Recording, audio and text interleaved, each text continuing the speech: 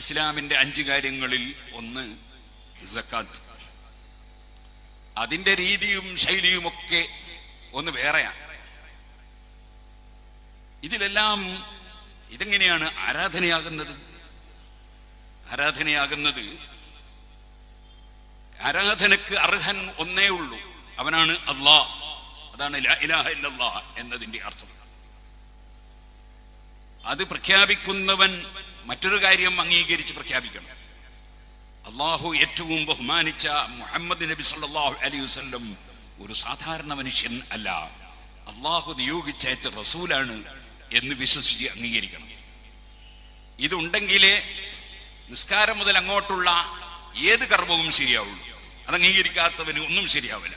ഇസ്ലാം കാര്യങ്ങളിലെ ഈ 5 കാര്യങ്ങളിൽ ഒന്നായ സക്കാത്ത്, അത് പടച്ചവൻ പറഞ്ഞതുപോലെ, പടച്ചവൻ പറഞ്ഞതിൽ നിന്ന് ലോകസത്താവായ പടച്ചവൻ നിർദ്ദേശിച്ചതുപോലെ അത് നിർവഹിക്കുമ്പോൾ മാത്രമേ അത് ആരാധനയാകുന്നുള്ളൂ, അല്ലെങ്കിൽ അത് നിഷ്ഫലമാണ്. അവിടെ നമ്മുടെ എളിയ ബുദ്ധി കൊണ്ട് ആലോചിച്ച് അതൊക്കെ ശരിപ്പെടുത്തി കളയാം എന്ന് വിചാരിച്ചാൽ സുഹൃത്തുക്കളെ, അവിടെ ആ ആരാധന തന്നെ ഉണ്ടാവില്ല. ഞാൻ ഉദാഹരണത്തിന് വേണ്ടി പറയാം. വെള്ളി ഒരു 595 ഗ്രാം ഉണ്ടാകുമ്പോൾ അതിന് സക്കാത്ത് കൊടുക്കണം. അതൊരു കൊല്ലം സൂക്ഷിച്ചാൽ അതിന് സക്കാത്ത് കൊടുക്കണം. അതിനൊരു 64,000 ഉറുപ്പികയോളമാണ് വില, വെള്ളി. എന്നാൽ സ്വർണം 85 ഗ്രാം സൂക്ഷിച്ചാൽ മാത്രമേ സക്കാത്ത് കൊടുക്കണം. അതിനെത്ര വില? അതിന് ഏകദേശം 7 ലക്ഷം ഉറുപ്പികയോളം വരും. ഇത് രണ്ടും ധനമല്ലേ? വെള്ളി സൂക്ഷിച്ചവൻ ഒരു 65,000 ഉറുപ്പികയുടെ അടുത്ത് വിലയുള്ള സാധനം സൂക്ഷിച്ചാൽ സക്കാത്ത് കൊടുക്കണം. അതേസമയം സ്വർണം സൂക്ഷിച്ചവൻ ഒരു 7 ലക്ഷത്തോളം ഒരു കൊല്ലം സൂക്ഷിച്ചാലേ, അത്ര വിലക്കുള്ളത് സൂക്ഷിച്ചാലേ കൊടുക്കണ്ടു. ഇതെങ്ങനെ നമ്മളെ യുക്തി കൊണ്ട് അളക്കുക? നമ്മുടെ യുക്തി കൊണ്ട് ആരാധനകളെ അളക്കാൻ കഴിയില്ല. അപ്പോഴേ അത് ആരാധനയാവും. പടച്ചവൻ പറഞ്ഞതുകൊണ്ട് ചെയ്യുന്നു, അങ്ങനെ ചെയ്യുമ്പോഴാണ് ആരാധനയാകുന്നത്. രാവിലെ സുബ്ഹി നിസ്കാരം ക്ഷീണമൊന്നുമില്ലാത്ത സമയമാണ്, അത് 4 റക്അത്ത് നിസ്കരിച്ചാൽ ആരാധനയാവില്ല. ഉച്ചക്ക് നല്ല ജോലിയിലെടുത്ത് ക്ഷീണിച്ച സമയമാണ്, അപ്പൊ 4 റക്അത്ത് ദുഹർ നിസ്കരിക്കണം. അത് 2 നിസ്കരിച്ചാൽ ശരിയാവില്ല. ആരാധനയാകുന്നതിന് അതുകൊണ്ടാണ് പടച്ചവൻ പറഞ്ഞ പോലെ ചെയ്യാം. അതിനാണ് ഈ ആരാധന എന്ന് പറയും. എന്താണോ ലോകസത്താവായ പടച്ചവൻ പറഞ്ഞതുപോലെ ചെയ്യാം. അപ്പോ നമ്മൾ അവിടെയൊക്കെ നമ്മുടെ യുക്തി കൊണ്ടുപോയി വെച്ചിട്ട് അതൊക്കെ ഒന്ന് ശരിയാക്കാന്ന് വിചാരിച്ചാൽ, ഉദാഹരണത്തിന് നിസ്കാരത്തിൽ റുക്കൂ 1, സുജൂദ് 2, എളുപ്പമുള്ള സംഗതിയല്ലേ ഒന്നാക്കിയത്. അതെന്നാ പിന്നെ 2 ആക്കിയിട്ട് വിഷമമുള്ളത് 1 ആയിക്കൂടായിനോ? അങ്ങനെ നമുക്കൊന്നും ചെയ്യാൻ പറ്റില്ല. അപ്പൊ അത് ആരാധനയാവൂല. അപ്പൊ പിന്നെ നമ്മൾ ആരാധിക്കുന്നത് നമ്മുടെ യുക്തിയെയാണ്, പടച്ചവനെ അല്ല. യുക്തിയെ ആരാധിക്കുന്നവൻ മുസ്ലിം അല്ല.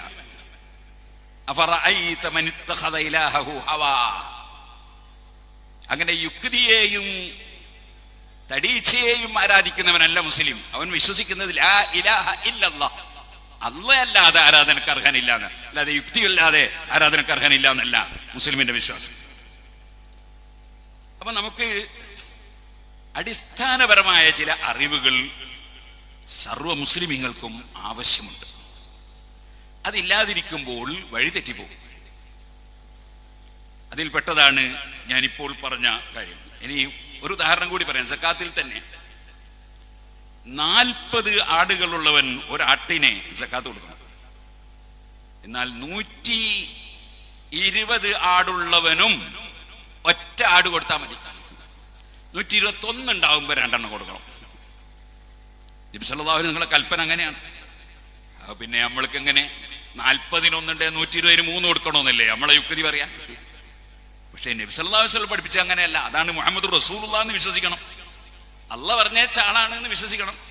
അവർ റസൂലുള്ള പറഞ്ഞ പോലെ കാര്യം വിശ്വസിക്കുകയും അംഗീകരിക്കുകയും വേണം. അപ്പോഴേ മുസ്ലിം ആവുള്ളൂ. ഇതുപോലെ ധാരാളം ഉണ്ട്.